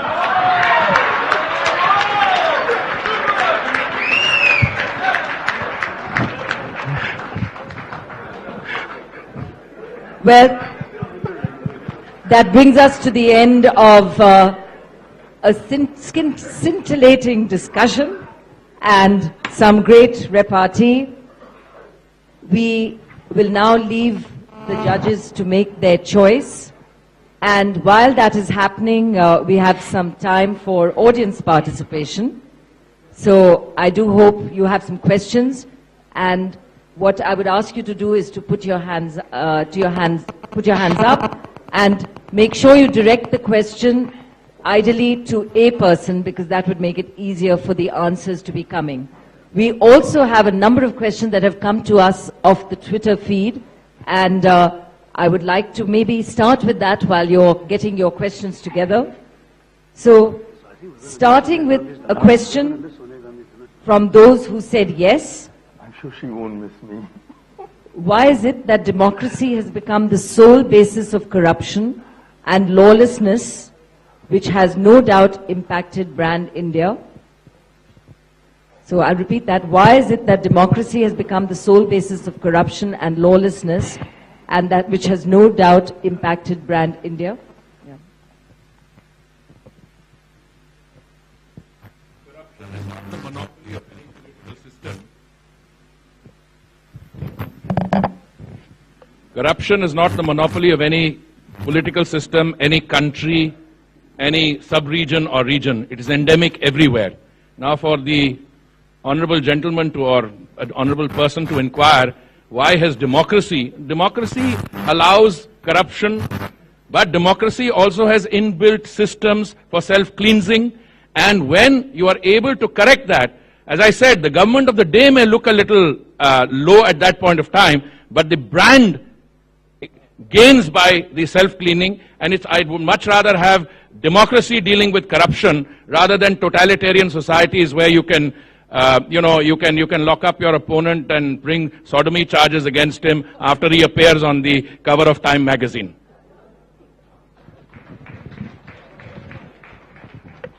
And a question for those who said no of Twitter. Why do we reduce our definition of brand India to economic boom? Is democracy itself not our great USP, thus our prime brand? But don't forget, some of these questions have come before they witnessed the debate. So if you want to reaffirm something. May I say that he's a Daniel come to judgment. He's absolutely right, and I suspect that he's from St. Stephen's. That is more or less exactly what we spent our time saying, that there is more than one brand India. And as Shashi would add, that's sort of paraphrasing out. No, the question clearly must have come before they'd heard all our arguments, that in fact democracy is integral to the whole idea of brand India. So no point flogging that horse again. All right, so audience, I see hands up. Can we start? Have you got mics there? Yeah. So where are the mics right now? That might help.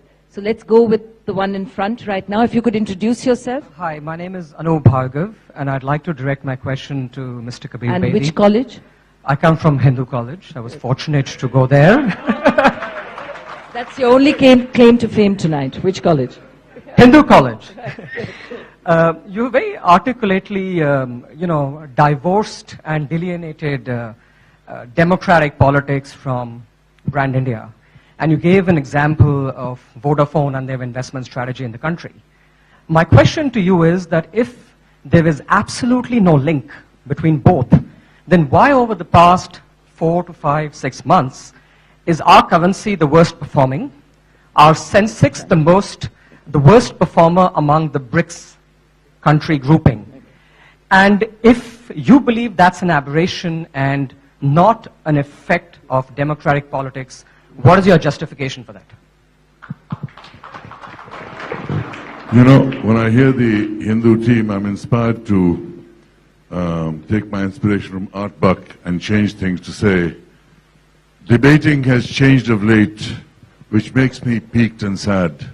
No longer can I separate the good lies from the bad. The basic issue, as far as all the outflows that are going out in the stock market that's falling, the rupee that's falling, none of that is a result of domestic politics. It's all due to the economic situation worldwide. It's an economic issue, not a political issue. Thank you. Okay. We'll take this question from the front again.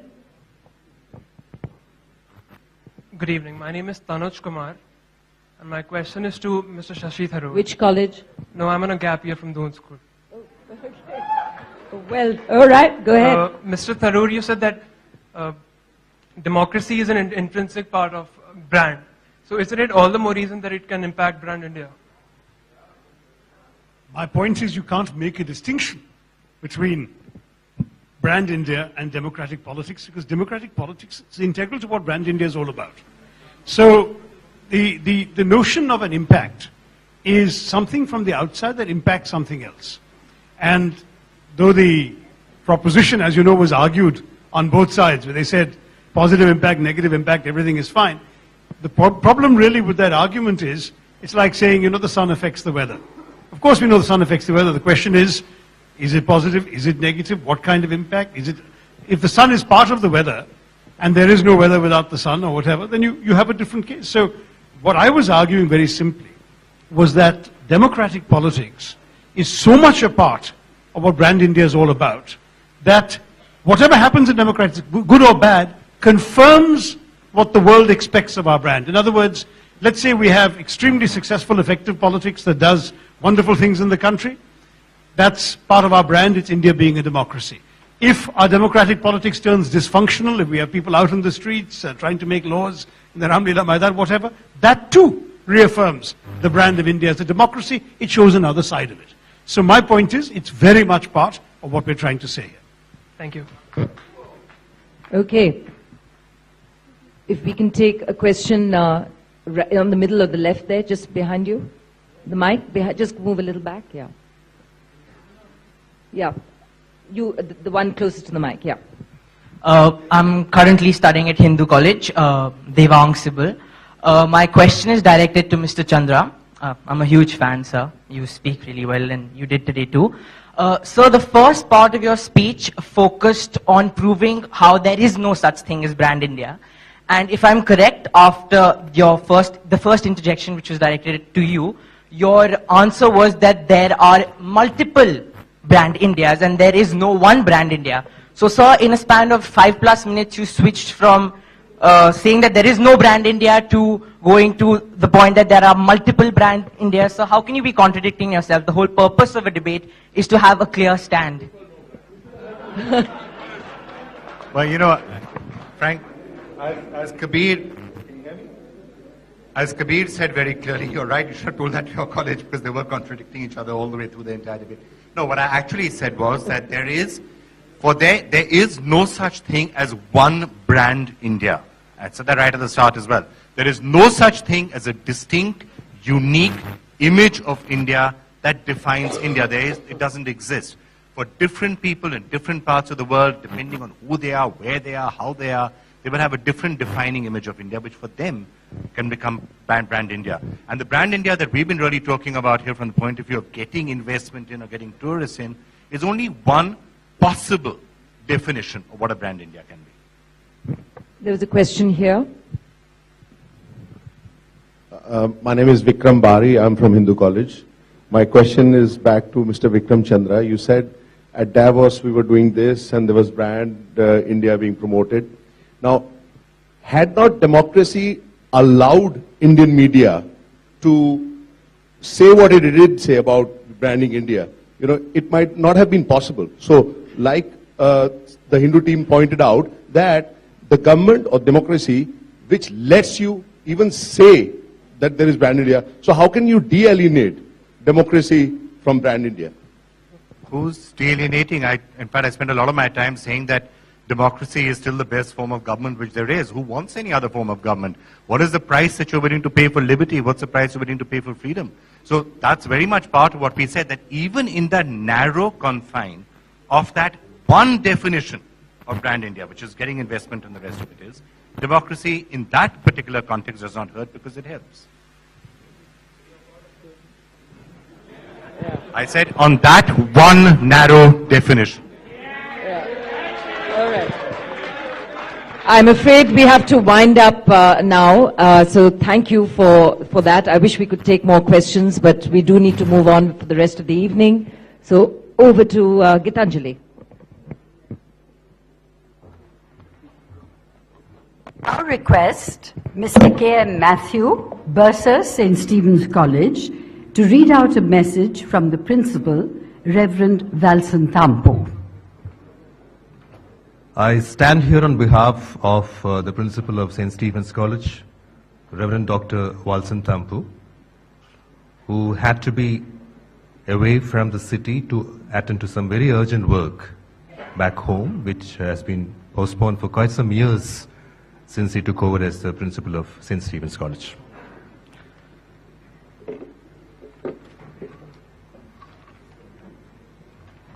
But I bring with me the message which he had prepared for this occasion, and let me read it out. Our two institutions share a history in which not long ago rivalry did not breed enmity. Competition was to us like iron sharpening iron. It brought out the best on both sides. So the Hindu-Stephens encounters of the 60s, 70s, 80s became a heady celebration. We threw our best at each other, and today we love each other because such a thing became possible at all. There never was, and alas, there never will be, anything like Stephen's Hindu rivalry in the annals of Delhi University. I'm happy to endorse the Titan Cup series offered by our two great institutions. St. Stephen's believes in debate. It is one of the most lively and vibrant strands in the variegated tapestry of our tradition. It's no accident that you can distinguish a Stephanian by the way he speaks. Style is the man, I say. Debate and humor have been traditionally the distinctive hallmarks of Lal Sitara. Both have, alas, also esoteric flavors. What is esoteric could be offensive outside its charmed circle. Hence, it is that nuggets of Stephanian humor, Shashi Tharoor's cattle class, and flashes of Stephanian oratory, Manishankar Iyer's silo, at times unnerve the uninitiated. But the Hinduites of yesteryears are the initiated. I am confident hence that the Titan Cup will deliver and won't need any cesarean section. The high art of debating appears to have fallen on evil days. We debate because we belong together. If so, we need to listen to each other. Listening, not less than speaking, comprise the richness of life. We rejoice in every opportunity to listen to each other because we cherish each other. This expansive kinship is also the soul of a democratic culture. Fostering a sense of holding and belonging together is the essence of democracy. That being the case, I wish the Titan series inaugurated today, stamped as it is with our faith in the culture of debate and democracy, develops into a sustained symbolic message to the nation at large. But the venue of this event, I do not endorse. It would have been far more worthwhile for this event to happen in either of the two colleges. I hope very sincerely that at its next edition, this debate will stage a homecoming. So 3 cheers to Hindu College and an equal number of cheers to St. Stephen's College.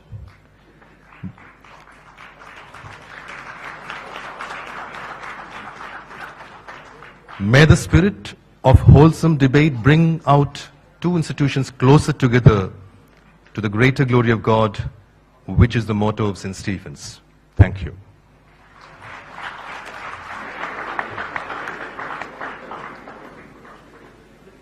Thank you for that message, sir. Now I would like to invite our Chief Judge, Mr. Fali S. Nariman, to kindly come to the stage and summarize the judges' views and announce the winners.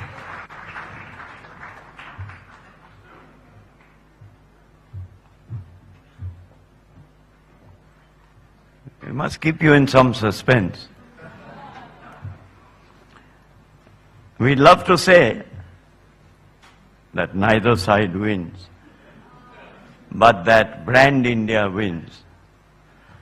But we have to choose. It was a remarkable performance, I must say, by all these fine human beings, invigorating good fun, great humor. And if you ask me, here is the intellect of India. This is brand India, so give them a big hand.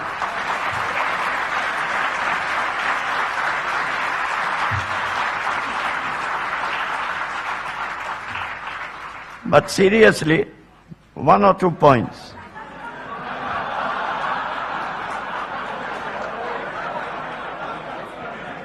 You must say it gently, persuasively. There was, in our unanimous view, too much time spent on brand and too little on democracy. I wish a little more, we wish a little more time was spent on democracy, because if we don't instill these thoughts in the younger generation, and we are 65% under the age of 35 here in our country, then there's going to be a great deal of problems. It was fascinating to hear on both sides about brand India in democratic India, as they like to call it. What would it have been like in autocratic India? Nobody ventured a guess. Because brand India, you must remember, and you must never forget your history, took a break in those couple of years, in our 60+ years, between June 75 to March 77. And all of us owe it a duty to young India that we should never forget that. As a matter of fact, the most fitting comment on the events of 26th of June 1975 was to be found in the Bombay issue of the Times of India of June 27th, Times of India, who has sponsored this. It was not in the editorial columns, it was not in the news columns, it was in all places in the obituary. Under deaths there was a reference to a Mr. D-ocracy, D''ocracy, and for those who could not spell, his initials were given, D-E-M, Mr. D''ocracy, D-E-M, son of L.I. Bertie and T. Ruth, brother of faith, hope and justice, expired on 26 June 1975. That's all it says. You must never forget that. The censors were aghast. They never thought of superintending the death columns. The contributor was never discovered. The management started an investigation into this lapse which became the talk of the town, but how it ended no one knows. I like to think that it was the still small voice of the people that spoke defiantly before being silenced. With a few exceptions, that voice was not heard till March 1977, not heard in many of the great institutions of our democracy. It was in the third week of March that Mr. D''ocracy was resurrected from the dead, doctored back to life by members of a political party, most of whose leaders had only just been released from jail. Think of it, ladies and gentlemen. It is because of them that we can have these debates so freely. It is because of them that our press today is what it is. Our media is what it is. And Vikram Chandra can say exactly what he likes on television because of that. It is a great triumph, actually, of democracy that we are witnessing today. And that is why we'd like to congratulate all our participants here for an excellent performance. There is just one thing, that judges are unanimous in their conclusion that Manishankar Iyer is understandably incorrigible. And Subramanian Swamy is politically intractable. So now I suppose we'll have to announce it. We can't keep it pending anymore. Oh, I've forgotten what it was. Yes. For the more eloquent, the more coherent presentation and for their content, we award the prize to St. Stephen's.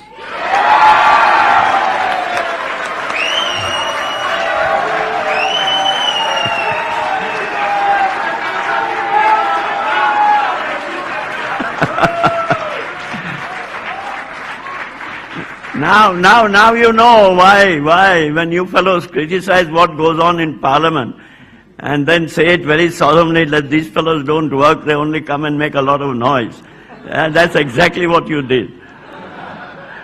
The Palm d'Or, or the individual prize, goes to Deepak Verma.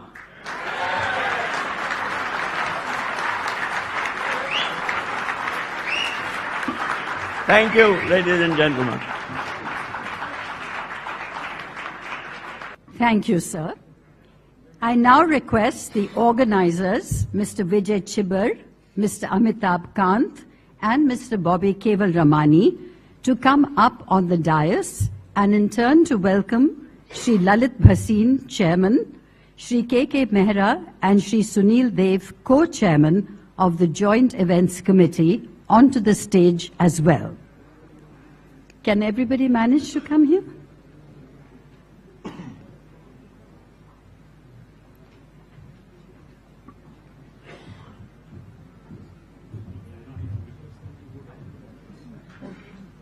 Maybe request the speakers to please go down into the audience.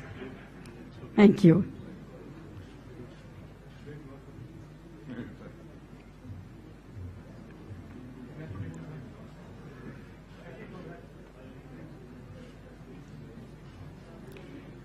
And if we are ready on the stage, I now have great pleasure in calling upon our chief guest, Mr. Salman Khurshid, Honorable Union Law Minister, accompanied by Mr. Ravi Dhariwal, CEO of the Times of India Group, to kindly come up onto the dais and give away the Titans Cup.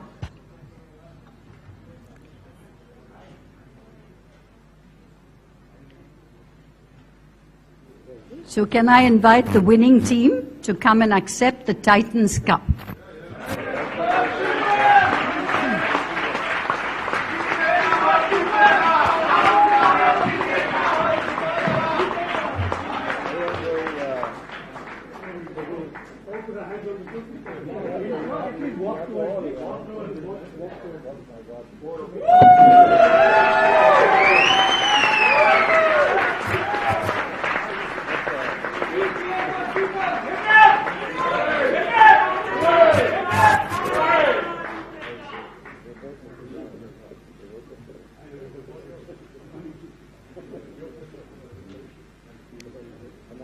Thank you very much.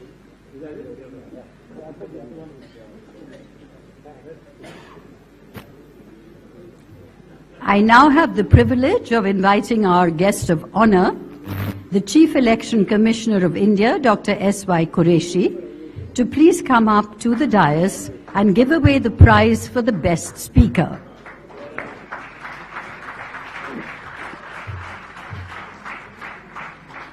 Could Deepak please come onto the stage? Mr. Deepak Verma.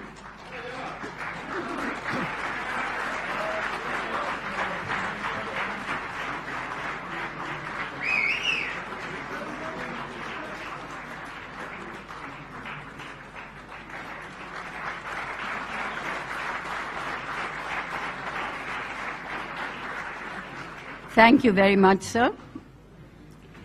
I now request Mr. Rahul Johri, Senior Vice President and General Manager, South Asia, Discovery Networks Asia Pacific, to kindly present mementos to the judges. Sir, Mr. Fali S. Nariman, would you please come to the stage?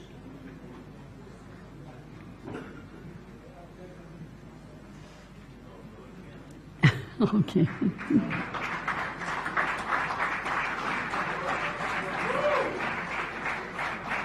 A memento for Ms. Meera Shankar.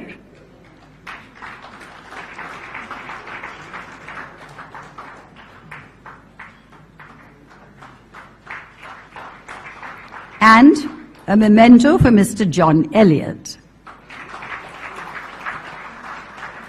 And not to be forgotten, a memento for our most able moderator, Ms. Naina Lal Kidwai.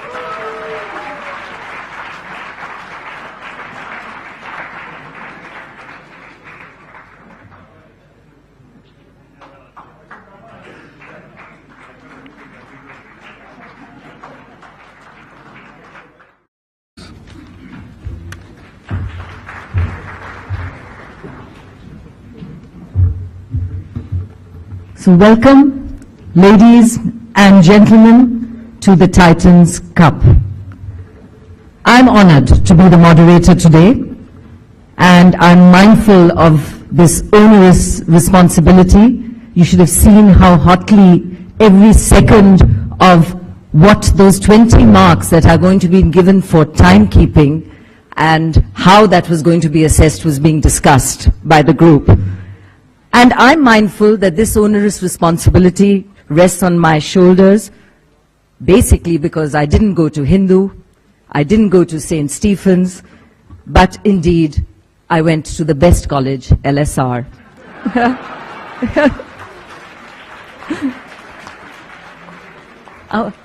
I understand that the rivalry in debating is part of folklore associated with S.N. Mukherjee, the legendary principal of St. Stephen's, who returned from Oxbridge, determined to kickstart a dialogue of similar stature right here in Delhi. And so began the first debate between St. Stephen's and Hindu.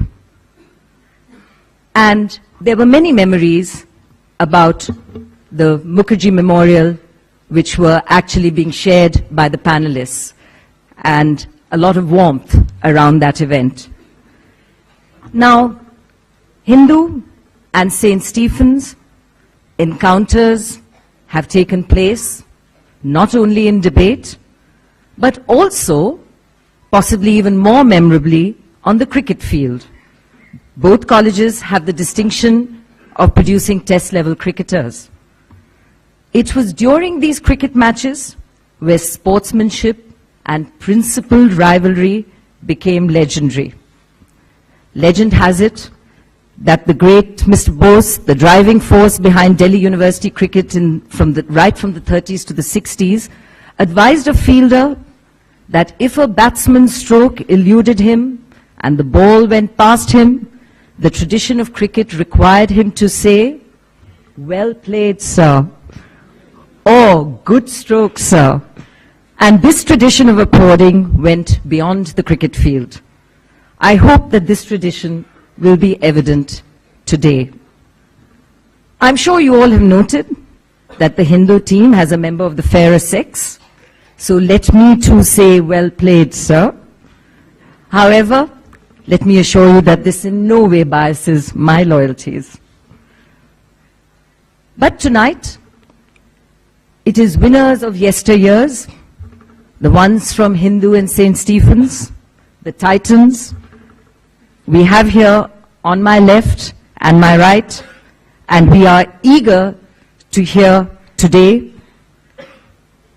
You are all a little wiser, hopefully a little less boisterous, a little grayer, but willing as ever, I am sure, to vanquish the opponent, not with your swords, but with the power of your titanic ideas.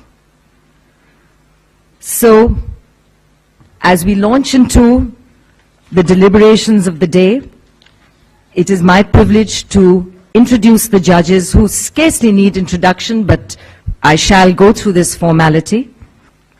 Meera Shankar served as India's ambassador to the United States of America and returned to India a few months ago. She was India's second female ambassador to the USA, Vijay Lakshmi Nehru Pandit being the first. She has played a key role in boosting Indo-US relations that culminated with the visit of President Barack Obama to India. Mr. Fali Nariman needs no introduction. However, a distinguished Indian constitutional jurist, dare I say the most distinguished Indian constitutional jurist, and senior advocate of the Supreme Court of India since '71. He was president of the Bar Association of India since '91 and now its president emeritus. He resigned as additional Solicitor General of India on 27 June 1975 as a protest against the internal emergency. Mr. Nariman is an internationally recognized authority on international arbitration. He is one of India's most distinguished constitutional lawyers and has argued several leading cases. He has been awarded the Padma Bhushan way back in '91, the Padma Vibhushan in 2007, and the International Peter Gruber Prize for Justice in 2002.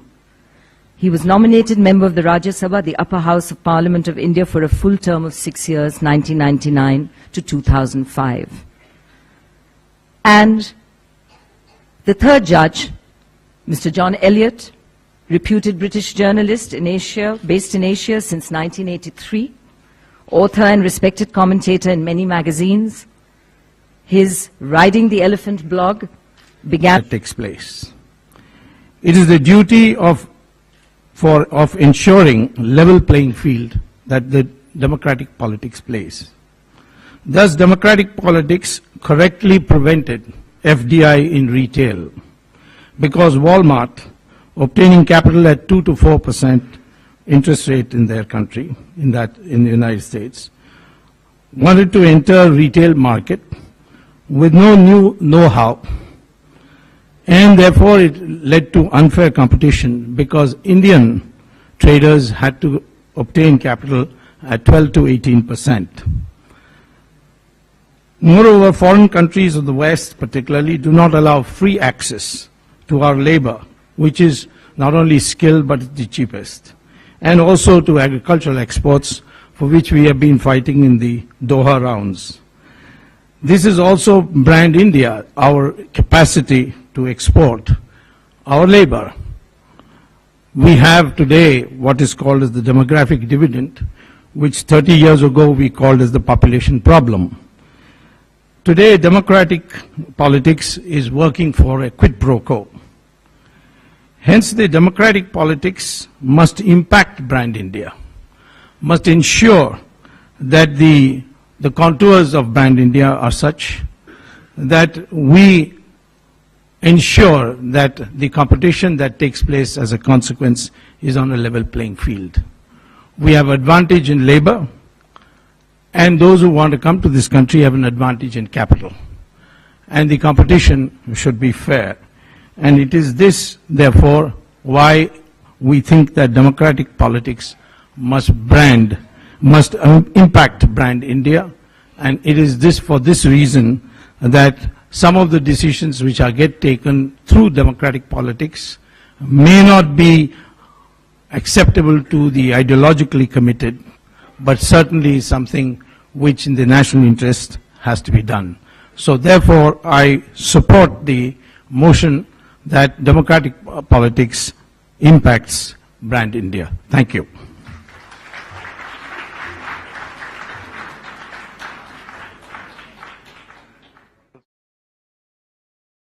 I must congratulate you for setting the stage for keeping well in time. Thank you. We will now have 2 interjections where you will be given a minute each to respond. So over to the other side. Questions? Today's event has evinced a huge interest, as evidenced through Twitter and Facebook. Given the tremendous response from all over the globe, this event is being telecast live through the Titans Cup website set up by Bobby, as well as through indiatimes.com.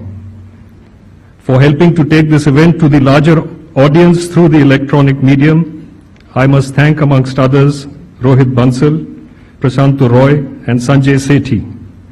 This event is also going out live on Twitter, thanks to a young Stephanian, Yash Gandhi.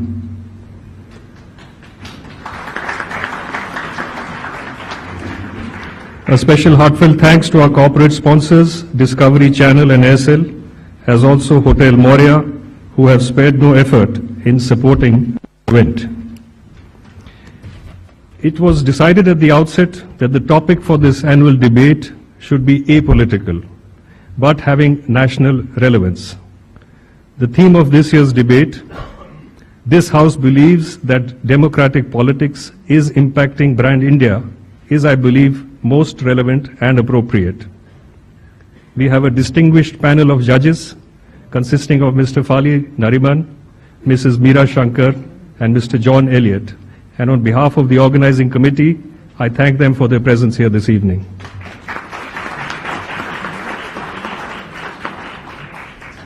Representing St. Stephen's alumni and speaking against the motion are Mr. Mani Shankar Iyer, Member of Parliament, Theatre and Film personality Mr. Kabir Bedi, Member of Parliament Mr. Shashi Tharoor, and Mr. Vikram Chandra, CEO, NDTV. From across the road and speaking for the motion are Mr. Subramanian Swamy, Member of Parliament,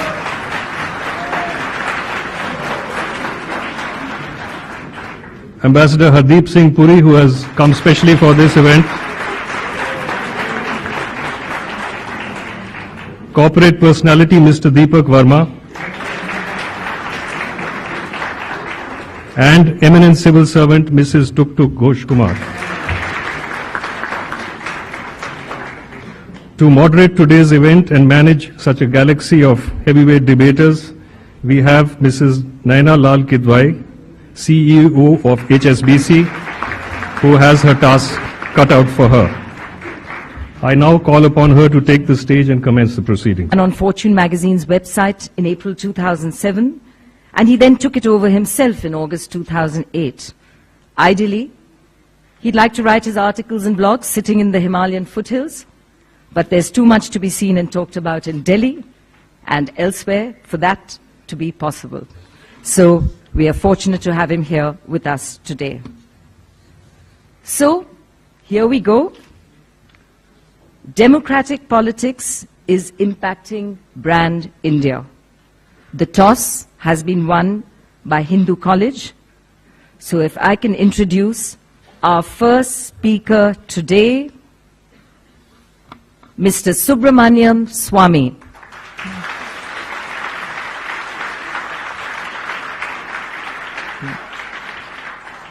Now, Mr. Swamy is an Indian politician, academic, economist, presently the President of the Janata Party of India.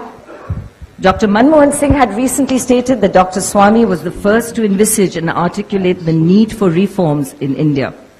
He has been in the news almost every day and requires no further introduction. Please welcome Dr. Subramanian Swamy. Over to you, sir.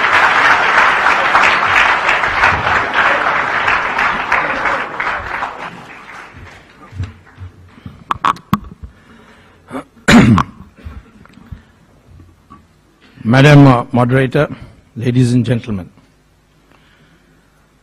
brand India is what makes India attractive as a foreign investment destination. It is also what demonstrates India's ability. We have therefore, because of brand India, inflow of foreign direct investments and other investments, and outflow of where we have performed, such as software.